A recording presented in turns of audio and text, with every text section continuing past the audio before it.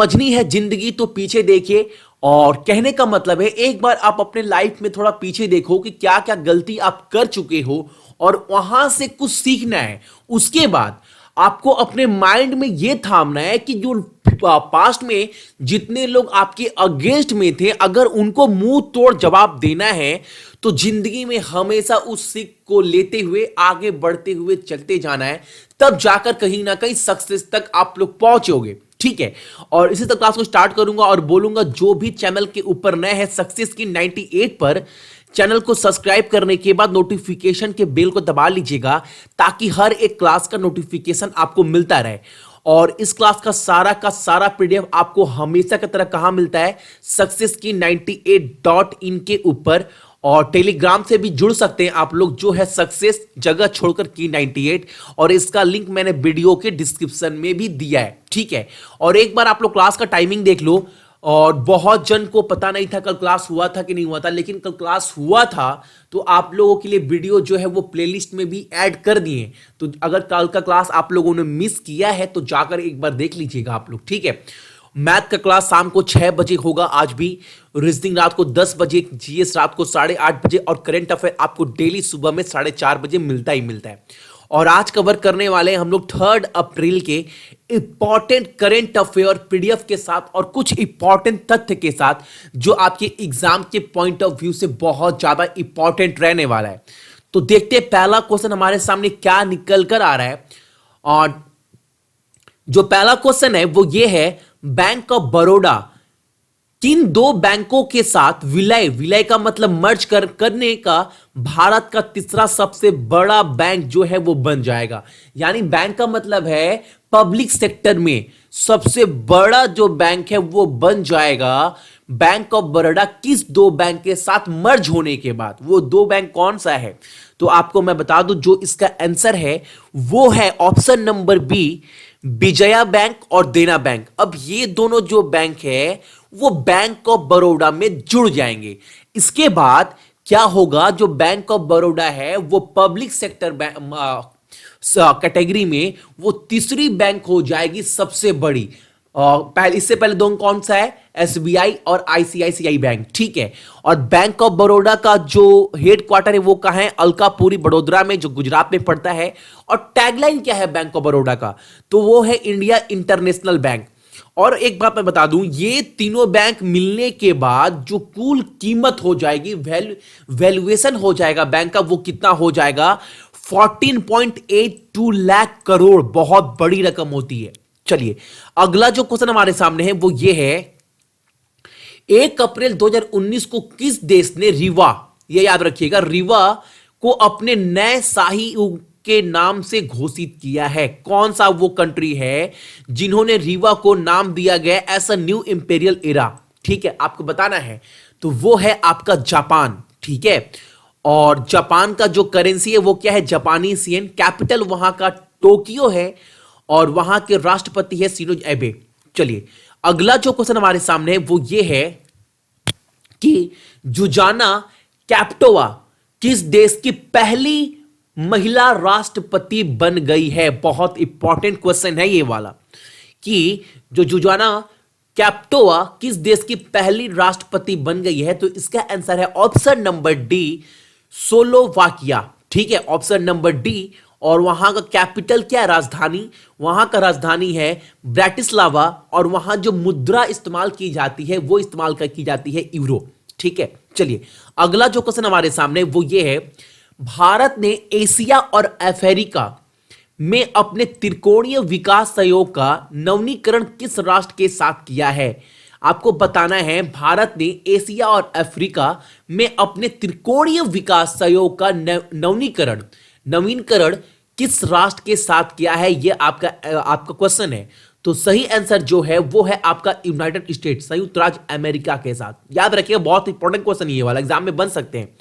और United state America का जो है वहां पर करेंसी मुद्रा इस्तेमाल होती है, क्या होती है, सभी को पता है, डॉलर इस्तेमाल होता है। और कैपिटल वहां का है वाशिंगटन डीसी। और वहां के जो राष्ट्रपति है, प्रेसिडेंट कौन है, डोनाल्ड ट्रंप। चलिए अगला जो क्वेश्चन हमारे सामने है वो ये है, किस देश ने लगातार तीसरे वर्ष आईसीसी टेस्ट चैंपियनशिप गदा जीता है, यानी लगातार तीसरे साल चैंपियनशिप का जो अवार्ड है वो किस देश ने जीत लिया है टेस्ट में। क्रिकेट की बात हो रहा है यहां पर, तो वो है आपका इंडिया। बिल्कुल, अभी हाल फिलहाल में न्यूजीलैंड को हराने के बाद ये जो मुकाम है भारत ने पाया था। चलिए अगला जो क्वेश्चन हमारे सामने है वो ये है, किस देश ने 44% ई वोटों के साथ, ई वोट का मतलब क्या होता है, ऑनलाइन, ऑनलाइन वोटों के साथ, यहां पर आगे दिया भी गया है, ऑनलाइन वोटिंग में टॉप किया है, ये आपको बताना है। तो इसका आंसर है आपका एस्टोनिया। और आज का आपका क्वेश्चन भी इसी क्वेश्चन से जुड़ा हुआ है।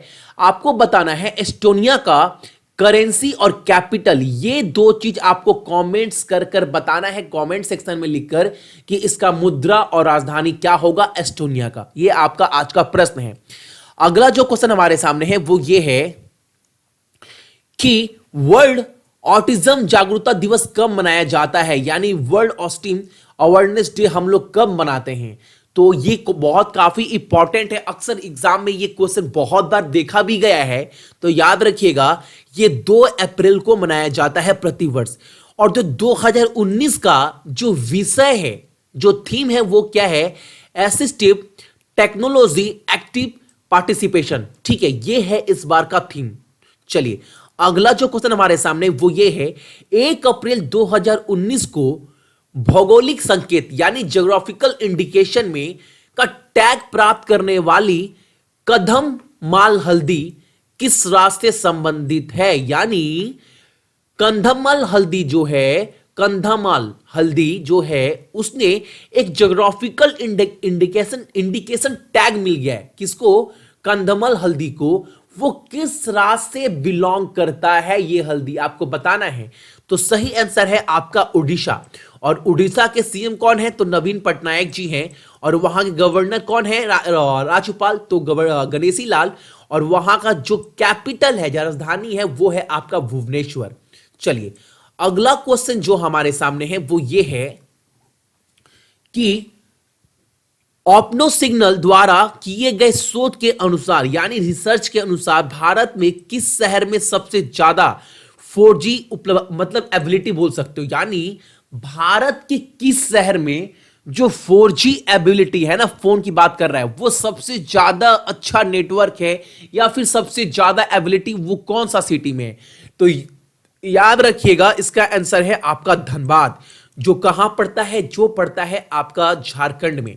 ठीक है, धनबाद कहां पड़ता है, झारखंड में पड़ता है। यहां पर सबसे ज्यादा 4G उपलब्धता है। ठीक है, अगला क्वेश्चन जो हमारे सामने वो ये है, 2019 का मियामी ओपन टेनिस टूर्नामेंट की खिताब किसने जीता है। और ये टेनिस टूर्नामेंट है 2019 का मियामी ओपन टेनिस टूर्नामेंट किसने जीता है, तो वो जीता है रोजर फेडरर, सुपरस्टार ऑलरेडी है। ठीक है, रोजर फेडरर ने ये खिताब जीता है 2019 का मियामी ओपन टेनिस टूर्नामेंट। चलिए अगला जो क्वेश्चन हमारे सामने है वो ये है कि Yonex sunrise India open badminton tournament जो है वो किसने जीता है, आपको बताना है। मेंस का सिंगल टाइटल ये किसने जीता है, Yonex sunrise India open badminton tournament. तो ये जीतने वाले विजेता का नाम है विक्टर एक्सेलेशन। ठीक है, ऑप्शन नंबर बी। चलिए अगला जो क्वेश्चन हमारे सामने वो ये है, भारतीय अंतरिक्ष अनुसंधान संगठन यानी इसरो ने 1 अप्रैल 2019 को निम्नलिखित प्रक्षेपण यान में से किसका उपयोग करके एक उपग्रह, मैं आपको इस क्वेश्चन के रिगार्डिंग 4-5 क्वेश्चन इसके पहले करवा दिया हूं, बहुत इंपॉर्टेंट क्वेश्चन है, एग्जाम में बन सकते हैं। तो एक एक क्वेश्चन को इस टॉपिक से जुड़े हुए अच्छे से नोटिस करिएगा। ठीक है, आपको बताना है जो इसरो है वो 1 अप्रैल 2019 को लॉन्च की थी जो सैटेलाइट इमीसैट, वो विच ऑफ द फॉलोइंग, वो कौन से व्हीकल से लॉन्च किया गया था, आपको बताना है। जो उपयोग किया गया था वो क्या था, तो आपका इसका आंसर है PSLV C45। याद रखिएगा ये बहुत ज्यादा इंपॉर्टेंट है। ठीक है, बहुत इंपॉर्टेंट क्वेश्चन बोल सकते हो 3 अप्रैल के पॉइंट ऑफ व्यू से। तो ये थे आपके इंपॉर्टेंट करेंट अफेयर 3 अप्रैल के, जो आपके एग्जाम के पॉइंट ऑफ व्यू से बहुत ज्यादा इंपॉर्टेंट है। और यही बोलूंगा, आज की क्लास का टाइमिंग याद रख लीजिएगा। मैथ का शाम को 6 बजे, रीजनिंग रात को 10 बजे, और करंट अफेयर्स सुबह में 4:30 बजे आप सभी को मिलता ही मिलता है। और जीके पर डे 8:30 बजे। और इस क्लास का सारा पीडीएफ अभी आप लोग जाकर सक्सेस की 98.in से डाउनलोड कर लीजिएगा। और जितने भी मेरे भाई बहन अभी देख रहे हैं, सभी को बहुत बहुत गुड मॉर्निंग। आपका दिन बहुत अच्छा हो, और आपके साथ साथ अपने परिवार का भी आप लोग ख्याल रखिएगा। चलिए।